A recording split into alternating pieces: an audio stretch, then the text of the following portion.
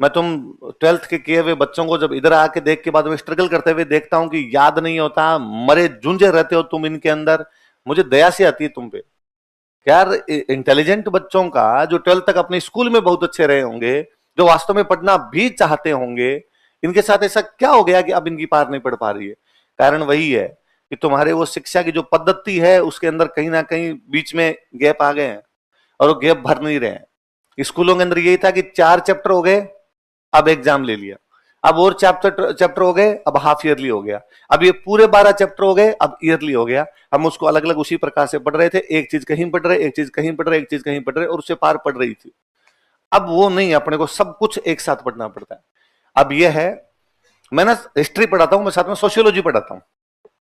मैं इस बार सोशियोलॉजी पढ़ा रहा था, तो हम सोशियोलॉजी में अपना एक टॉपिक है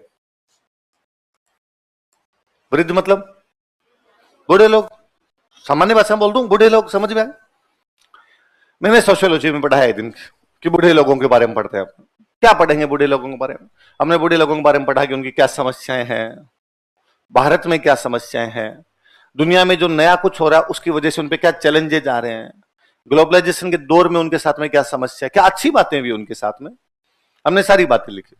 हमने उसमें यह भी लिखा कि गांव के अंदर बुजुर्ग ज्यादा बच्चे हैं क्योंकि काम करने वाले बच्चे सबके सब शहरों के अंदर तरफ तरफ चले गए।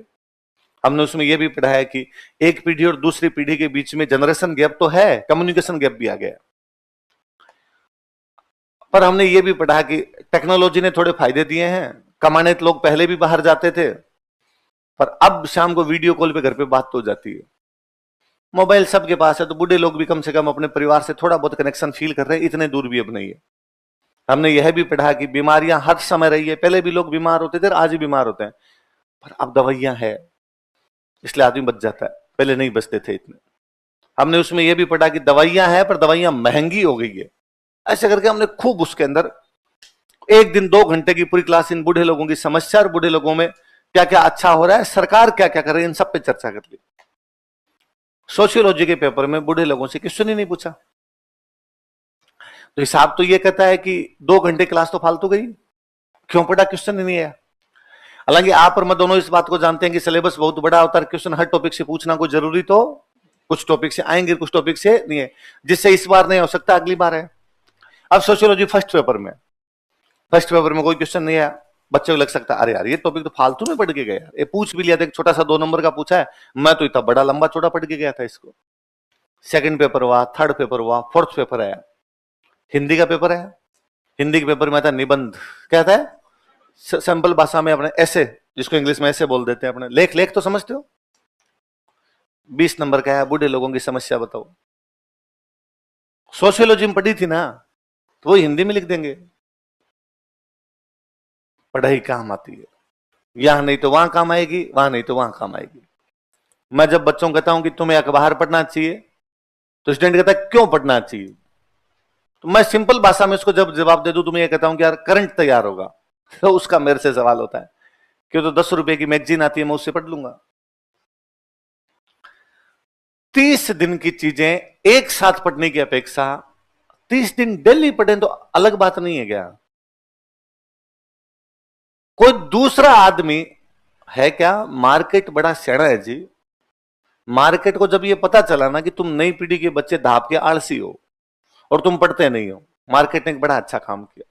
मार्केट को पता चला ये बच्चे अखबार नहीं पढ़ते, पर एग्जाम में तो करंट के क्वेश्चन आते हैं।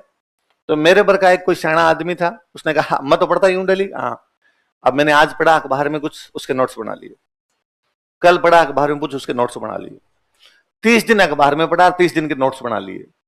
फिर थोड़ी काट छांट की, यार ये चीज हटा सकता हूं, ये जोड़ सकता हूं, ये हटा सकता हूं, ये जोड़ सकता हूं। फिर किसी प्रिंटिंग प्रेस वाले को जाकर इनको छाप दे मेरे 30 दिन के नोट्स को, उसने छाप दिए, मैंने 20-20 रुपए में किताब बेची हो। तुमने तो पढ़ा नहीं था 30 दिन अखबार, तुम 20-20 रुपए की किताब लाए। पर 30 दिन का एक साथ याद कैसे होगा?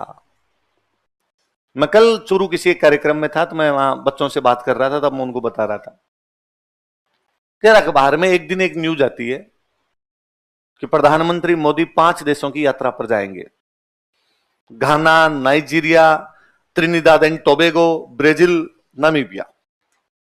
हमने छोटी सी एक न्यूज पढ़ी, 2 दिन बाद न्यूज आती है, प्रधानमंत्री मोदी की 5 देशों की यात्रा हुई प्रारंभ, आज जाएंगे वे घाना। अगले दिन फिर न्यूज आती है, घाना के राष्ट्रपति के साथ मोदी जी ने किए 3 समझौते, फलाना फलाना फलाना। अगले दिन फिर न्यूज आती है, मोदी जी घाना से हुए रवाना, घाना का सबसे बड़ा सम्मान मोदी जी को प्रदान किया गया, अब वे जाएंगे नाइजीरिया। अगले दिन फिर न्यूज आती है, नाइजीरिया के फलाने फलाने शहर में मोदी जी का हुआ स्वागत, भारतीय लोगों से वहां पर मिले, नाइजीरिया के साथ किए 2 समझौते, अब वे जाएंगे त्रिनिदाद एंड टोबैगो। फिर न्यूज आती है, त्रिनिदाद एंड टोबैगो में मोदी जी का कलाकारों ने किया स्वागत, उनको भोजपुरी भाषा में सुनाए गए गीत। खूब सारे भारतीय लोग रहते हैं त्रिनिदाद एंड टोबैगो में, आज से 400 बरस पहले वे चले गए थे त्रिनिदाद एंड टोबैगो, अभी तक नहीं भूले हैं भारतीय संस्कृति को। अगले दिन फिर न्यूज आती है, मोदी जी पहुंचे ब्राजील, ब्राजील के ब्रिक्स सम्मेलन में भाग लिया, ब्रिक्स में ये देश भाग लेते हैं, ब्रिक्स ने कहा कि अमेरिका के खिलाफ ये होगा, अमेरिकन का ब्रिक्स के खिलाफ ये होगा।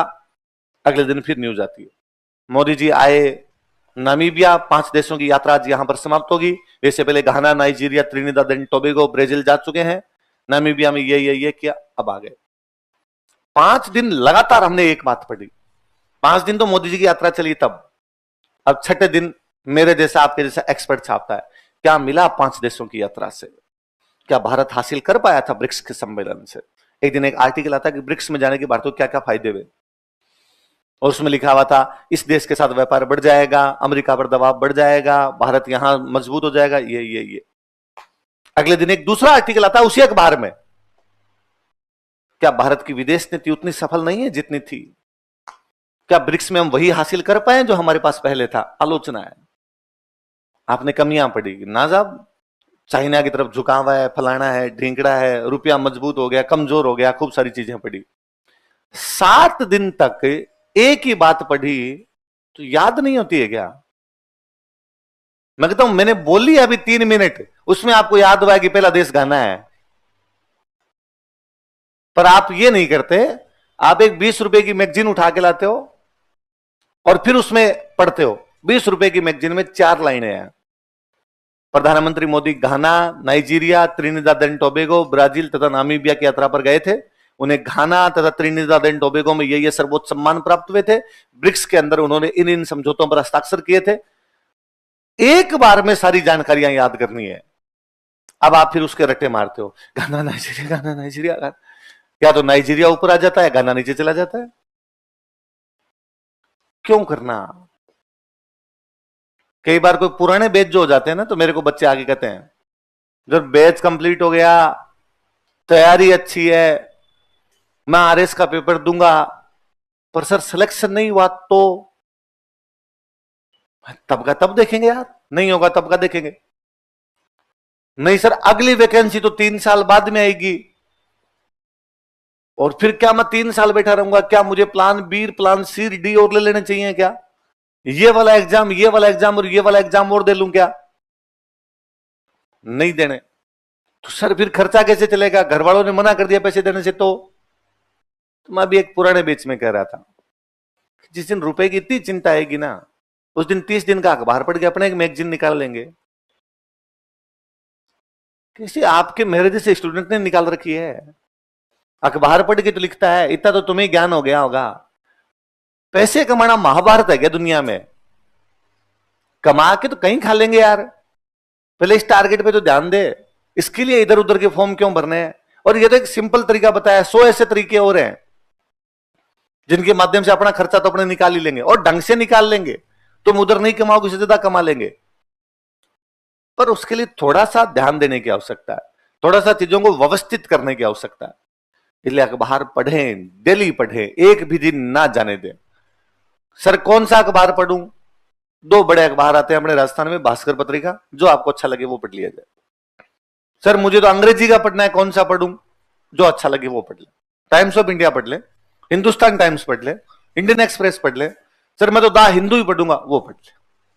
सर द हिंदू की अंग्रेजी बहुत टफ आती है, मेरे से याद नहीं होती, मेरे से पढ़ी नहीं जाती, वो समय ज्यादा लगता है, तो टाइम्स ऑफ इंडिया पढ़ ले, मैंने पहले दिन ही कहा था।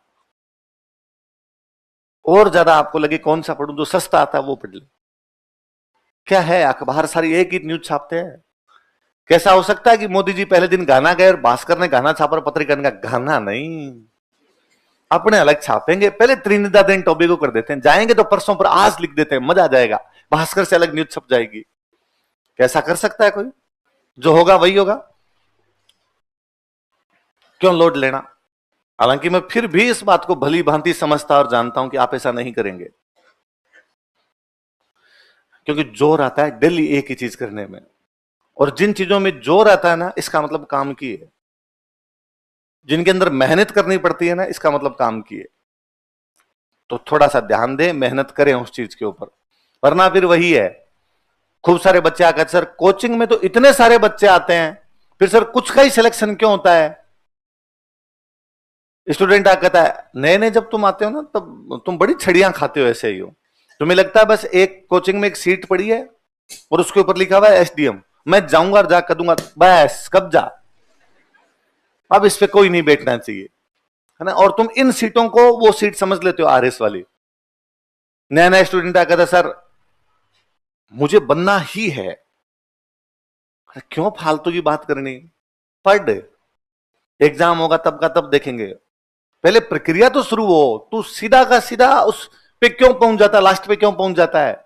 इसमें बीच में कई जंजाल है, वो जंजाल तो पूरे हो। नहीं नहीं सर, मैंने 9th क्लास में सपना देख लिया था, इसके बिना और कुछ करूंगा ही नहीं, केवल मैं आरएस ही बनूंगा। आप तो ये बताओ, नोट्स के अलावा और क्या क्या पढ़ना है? मैं बता दूंगा, फिर तू नहीं पढ़ेगा तो। नहीं सर पक्का पढ़ूंगा, आप तो नाम बता दो। अखबार पढ़ना है सर, अखबार थोड़ी और बताओ सर कुछ।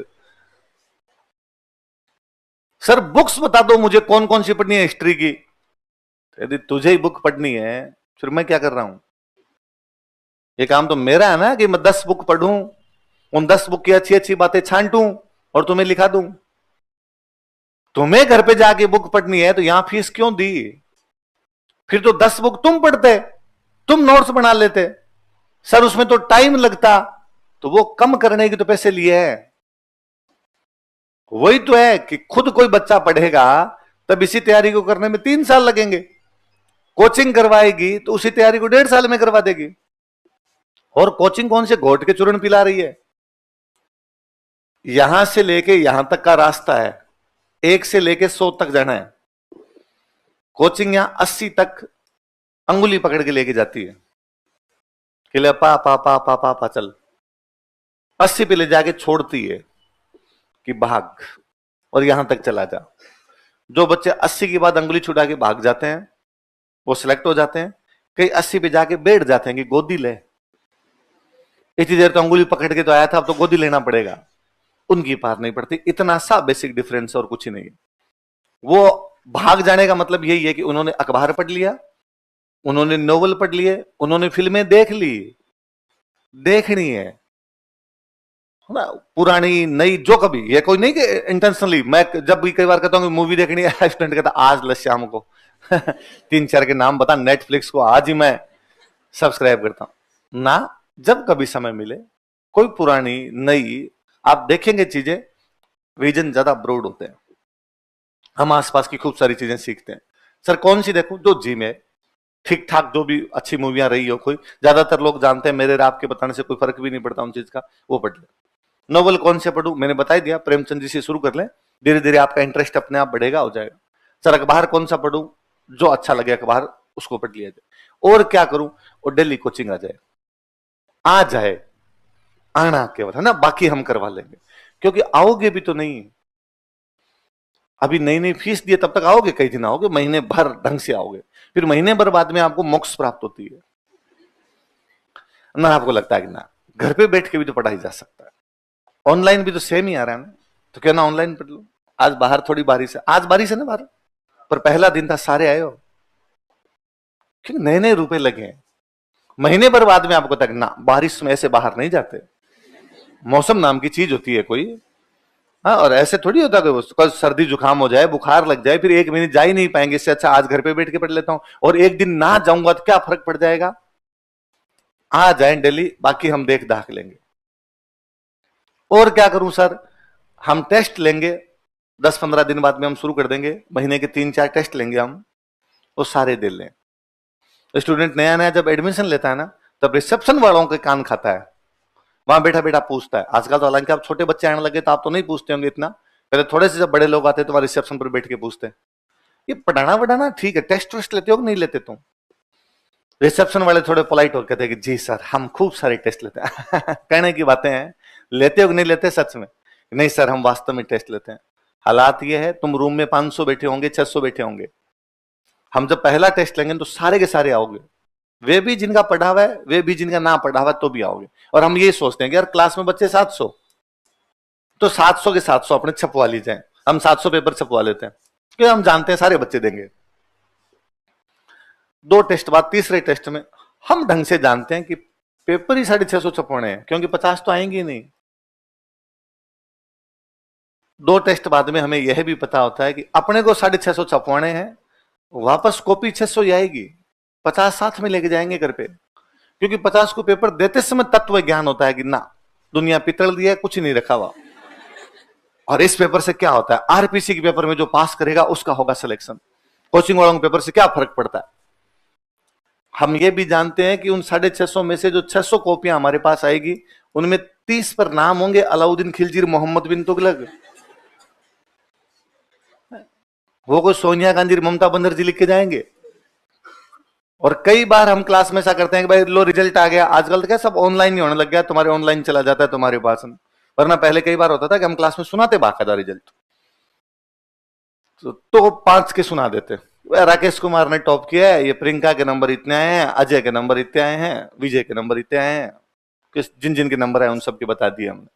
कई बार बच्चे जिद करते हैं सर लास्ट वाले 5 के बता दो सर, सबसे कम किसके हैं? हम थोड़ा सा कहते हैं मरने दो, लास्ट का क्या बताना। नहीं सर बताओ बताओ किसके हैं। मैं यार ये सबसे लास्ट तो मोहम्मद बिन तुगलक का -7 है और बच्चे जो सर कौन है मोहम्मद बिन तुगलक, कौन है मोहम्मद बिन तुगलक? और मोहम्मद बिन तुगलक टांग पे टांग दे के हंसता हूं तो मैं, पर तुम पता लगा नहीं पाओगे मेरा। इसमें तेरा घाटा, हमारा तो कुछ नहीं जाता, तो क्यों किया जाए ऐसा? मैं यह भी जानता हूं कि 18 महीने तक कंप्लीट होते होते तुम खूब सारे तो आने ही बंद हो जाओगे, आने ही बंद हो जाओगे। सर किसका सिलेक्शन हो जाएगा जो 18 मिनट डेली आ जाए, केवल आ जाए, लिखना पढ़ना छोड़े, वो बाद की बात है। आए तो सही, डेली बैठे तो सही। और हालांकि तुम थोड़े दिनों बाद खुद रियलाइज करोगे, मेरी इन बातों को सुन सुन के मन ही मन मुस्कुराओगे, कहा कहा तो था कि नहीं आ पाओगे, और नहीं जा पा रहा हूं आज। पर कोशिश करना, नहीं आओगे 18 महीने, मैं लिख के देता हूं, एक भी नहीं आएगा आप में से, छुट्टियां मारोगे बीच में, गायब हो जाओगे बीच के अंदर, फिर भी कोशिश करना, खूब सारी कोशिश करना कि आप जितना हो सके आओ। सर बीच में एग्जाम आ जाएंगे हमारे, तब क्या करेंगे? मैं कोचिंग जब एडमिशन लिया था तो बीए सेकंड ईयर में पढ़ता था, सेकंड ईयर के पेपर दे दिए थे, रिजल्ट आया नहीं था, उससे पहले कोचिंग करने के लिए आ गया, तो फाइनल के एग्जाम कोचिंग के साथ साथ हुए। 6 पेपर लगते हैं, मैं बीकानेर का हूं, ओबीसी बात है, मैं ग्रेजुएशन बीकानेर से कर रहा था। 6 पेपर होते हैं, first year second year final में अलग अलग, 6 दिन हुए। तो इसे मान लो पेपर है 22 तारीख को, तो मैं 21 को रात को 10 बजे बैठता, यहां से सुबह 4 बजे बीकानेर गाड़ी उतारती, जाता बीकानेर में रुकता। दिन में पेपर कितने बजे है? 10 बजे, अलग अलग शिफ्ट के अंदर पेपर होते हैं, तो जितने बजे पेपर हो पेपर दिया, रात को वापस बैठता, वापस आता, अगले दिन कोचिंग लेता। हर पेपर में 2-3 दिन का गैप होता है, ये 22 को, अगला 25 को है, मैं 24 को वापस बैठता, 25 को जाता, वापस आता, अगला पेपर 29 को है। 6 दिन गया, 6 दिन आया, 6 दिन ही तो खराब किए, बाकी तो कोचिंग ली। अब एग्जाम क्या होते हैं, 22 से शुरू होते हैं, मान लो 22 मार्च से शुरू हुए, और ये ग्रेजुएशन वाले एग्जाम वैसे चलते रहते हैं 27 अप्रैल तक, ऐसे ही होता है। किसी में 5 दिन का गैप आ गया, किसी में 2 का ही आया, किसी में 10 का गैप दे दिया, ऐसा ही कुछ करते हैं। स्टूडेंट हमारे यहां से छुट्टी लेके जाता है 10 मार्च को, क्योंकि उसको माहौल भी तो बनाना है कि मैं पढ़ रहा हूं। आता है बाद में 5 मई तक, थोड़े दिन रेस्ट करके आता है, बीच का 1.5 महीना तो खा गया, लगभग 1.5-2 महीने तो खा गया वो। फिर आगे कहता वो 1.5 महीने में नहीं आया था, उसका क्या करूं? सर वो पुराना, इससे पहले मैं आया था सर 3 महीने, पर वो भी मैं तो भूल गया सर, अब बैच चेंज कर लूं क्या? क्या फर्क पड़ जाएगा बैच चेंज करने से? सुबह बढ़ेगा शाम आ जाएगा, शाम बढ़ेगा सुबह आ जाएगा, इससे होगा क्या सिलेक्शन? पढ़ना तो अपने को है, मर्या बिना स्वर्ग थोड़ी है। इसलिए ध्यान दें इन चीजों पे, ये भी करें। मैंने इसलिए तुम फर्स्ट ईयर वालों से हाथ खड़े करवाए सबसे, कि मैं केवल ये देख रहा था कौन कौन 2-2 महीने की छुट्टी पे जाएगा। तुम्हारे साथ तो दिक्कत दूसरी है, तुम्हारे आजकल सेमेस्टर और है, इसलिए हर 6 महीने में 1.5 महीने की छुट्टियां हैं तुम्हारे।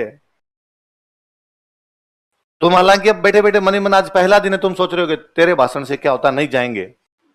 मैं जानता हूं, ढंग से जानता हूं। तुम्हारे एग्जाम नजदीक आते हैं तब रिसेप्शन पर भरमार रहती है अर्जियों की।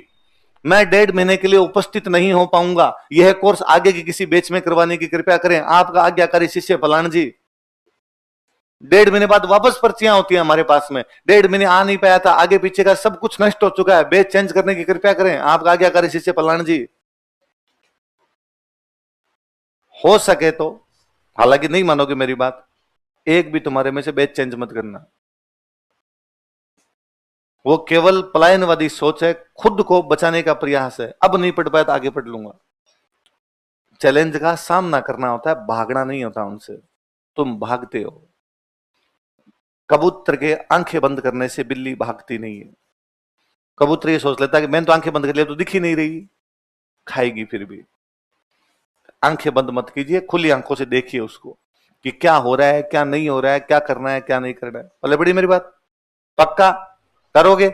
ऐसे कितने बच्चे आप में से जो आज फिर रजिस्टर नहीं लेके रफ लेके आए? आज ये आपका लास्ट दिन होना चाहिए जब आप रफ लेके, आज के बाद कभी रफ नहीं लेके आएंगे। जो लिखेंगे वो यहीं लिखेंगे, फेयर के अंदर ही लिखेंगे। ऐसा कोई भी स्टूडेंट आप में से नहीं होना चाहिए जो ये कहे कि एक बार यहां लिखता हूं, घर पे जाके साफ साफ दोबारा लिखता हूं। तो तुम्हारा काम किसी प्रिंटिंग प्रेस में काम करना नहीं है, नोट्स तैयार करना है।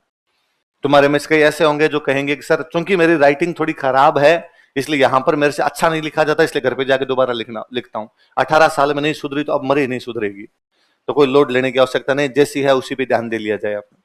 आप में से खूब सारे ये कहेंगे कि सर 2 बार लिखने से मेरे याद हो जाते हैं। नहीं होते, आज तक किसी के नहीं हुए।